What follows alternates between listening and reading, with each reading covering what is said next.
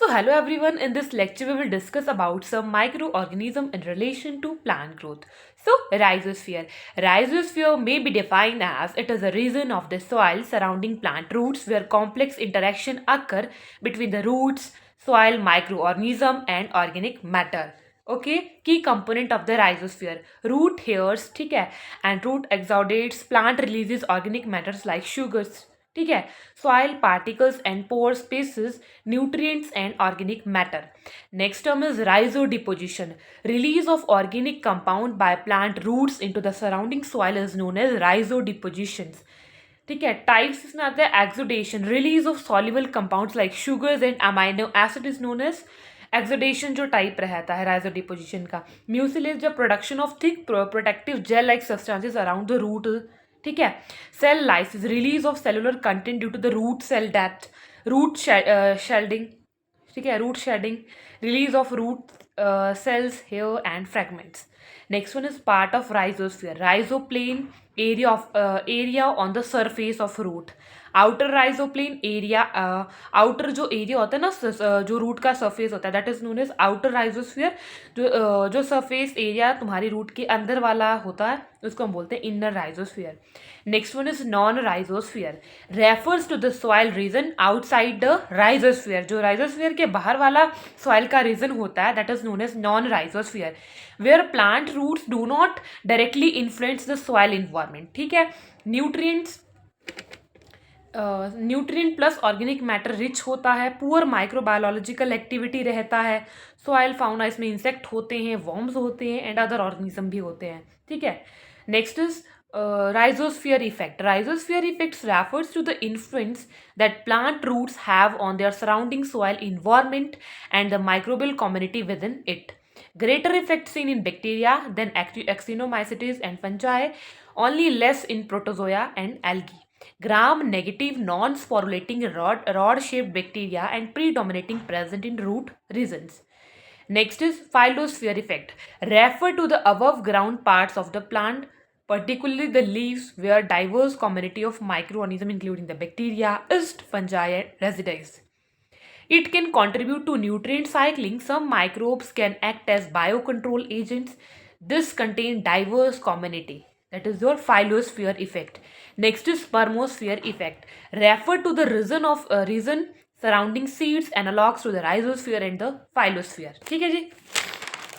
Next one is factor that affects the rhizosphere microorganism, that is soil type and moisture जो आपका रहता है. That is high in rhizosphere. Microbe more when the soil moisture is low.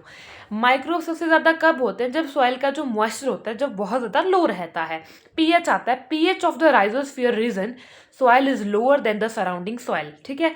Rhizosphere में क्या होता है? Bacteria plus protozoa जो होता है उसमें एल्कलाइन सॉइल चाहिए होती है, फंजाई के लिए एसिडिक सॉइल चाहिए होती है. Okay. Next one is plant species. जो लेग्यूमिनेसी सोजेस मोर राइजोस्फीयर इफेक्ट. जो लेग्यूमिनेसी फैमिली है, मटर परिवार, उसमें बहुत ही ज़्यादा राइजोस्फीयर का इफेक्ट रहता है. Next one is age. Increases in number with the area, जो एज होती है प्लांट की. Next is mycorrhizae. Association between the fungus and the roots of higher plants is known as mycorrhizae. Mycorrhiza दो तरह का होता है, एक्टोमाइजोराइजा एंड एंडोमाइकोराइजा. अगर हम बात करते हैं एक्टोमाइकोराइजा की तो gymnosperm, woody angiosperm, fungi partners include partners of the non-septate fungi also called shitting mycorrhiza. Fungi के अंदर एंटर करेगा, कॉर्टेक्स बनाएगा, ये प्लांट सेल के अंदर ग्रो करेगा और क्या बना देगा? हार्डिंग नेट बना देगा. But never goes is the endodermis. ठीक है. और still they form a mantle of varying thickness.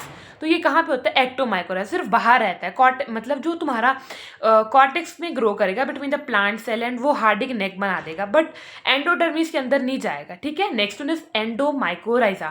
Fungal hyphae penetrate करते हैं जो आउटर कॉर्टिकल सेल्स होते हैं प्लांट के. ठीक है. और फिर where they grow intracellularly and forms coils. ठीक है. Next one is fungi penetrates the roots with growth between epidermal cell and throughout root hairs. ठीक है, found in most of the herbaceous plant including lower vascular plant such as ferns and bryophytes, which is known as amphibians of plant kingdom because they required water for their sexual reproduction process. Okay, next one is VAM, that is vesicular or vesicular mycorrhiza. Vesicles means fungal structure storing nutrients. Herbaceous means tree like fungal structure facilitating nutrient exchange. ठीक है, benefits होता है to plants, improve nutrient uptake, root system growth होता है, nutrient efficiency होती है, enhance water absorption, increase drought tolerance, improved soil structure, benefit होता है फंजाई को, न्यूट्रिएंट का एक्सचेंज रहता है. Next one is role of mycorrhiza in agriculture and forestry. ठीक है, इंक्रीज क्रॉप यील्ड रहती है, पैथोजन प्रोटेक्शन होता है, वाटर होल्डिंग कैपेसिटी होती है. ठीक है, next one is two major type of mycorrhizal fungi. ठीक है, इसमें डिफरेंस है endomycorrhizal fungi and ectomycorrhizal fungi. अगर हम एंडोमाइकोराइजल फंजाई की बात करते हैं, जो सिम्बायोटिक रिलेशनशिप होता है अप्रॉक्स 85% प्लांट फैमिली का, दैट इज एंडोमाइकोराइजल. ये पेनिट्रेट करता है रूट कॉर्टेक्स को and form nutrient exchange structure between the root cell, that is known as herbaceous and vesicles. And ectomycorrhizal fungi, 10% of plants families do not penetrate into the root cell wall but form a sheath around the root and nutrient exchange structure known as heartic net.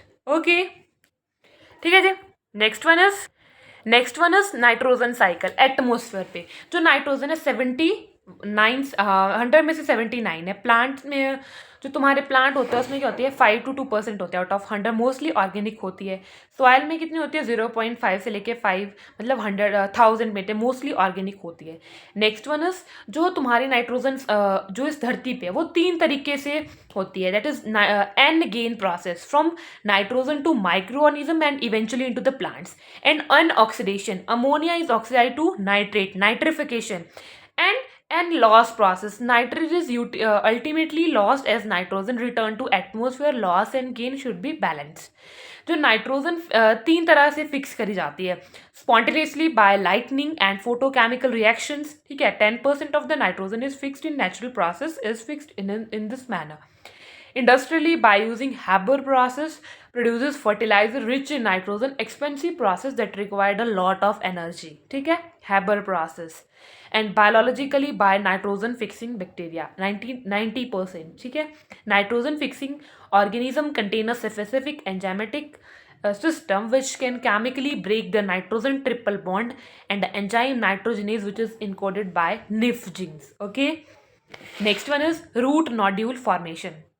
तो इसमें सबसे पहले क्या होता है recognition and infection process. जो first step होता है रूट नोड्यूल फॉर्मेशन में, वो इन्वॉल्व करता है recognition and infection process between the plant and the bacteria. That bacteria is known as rhizobium bacteria. Specific plant compound क्या करते हैं, अट्रैक्ट करते हैं बैक्टीरिया को रूट सिस्टम की तरह, और जो सब्सटेंस जो मतलब अट्रैक्ट करेंगे उनको बोलेंगे फ्लेविनॉइड्स. ठीक है जी. फिर बोलता है where they form nodules on the plant roots, the bacteria then enter the plant cell throughout a process called infection thread formation leading to the establishment of symbiotic relationship. Second one is nodule development and function. Once inside the root cell, rhizobia bacteria जो bacteria होता है वो start कर देता है development of the specialised structure called nodules.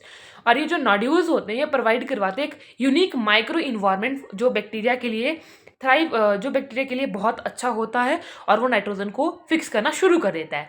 The plant in return receive a valuable nitrogen source that promotes the growth and overall health. ठीक है जी. नेक्स्ट वन है. ठीक है जी, तो यही था इसमें पूरा जितना मतलब था. Okay, so that is all about this video. So thank you everyone.